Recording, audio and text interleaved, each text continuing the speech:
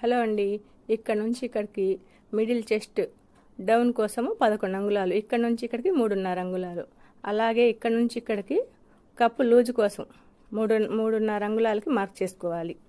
ఇప్పుడు ఇటు నుంచి ఉక్స్ పట్టి వైపు 2 అంగుళాలకు ఒక మార్క్ పెట్టుకోవాలి. ఇప్పుడు ఇక్కడ నుంచి ఇక్కడ మిడిల్ చెస్ట్ ఉక్స్ పట్టి వైపు 4 అంగుళాలు పెట్టుకోవాలి. ఇప్పుడు చూపిస్తున్నది ఖర్చు, ఎగస్ట్రా ఖర్చు కట్ చేసుకోవాలి. ఇక్కడ వచ్చేసి 11.5 అంగుళాలు చెస్ట్ లూజు. అలాగే నేను చూపిస్తున్నాను కదా వీడియోలో క్రాస్గా లాగి, అందుకోసం ఈ ఎగస్ట్రా పెట్టాను. క్రాస్ కటింగ్ జాకెట్కి వచ్చేసి అలా కట్ చేసుకోవాలి ఎగస్ట్రా ఖర్చుల్ని ఒక ½ ఇంచ్కి. నెక్ వచ్చేసి 8.5 అంగుళాలు, షోల్డరు 3.5 అంగుళాలు. ఇప్పుడు ఈ మార్క్ వచ్చేసి సంక డౌన్ కోసము సంక లూజ్ వచ్చేసి 10 అంగుళాలు.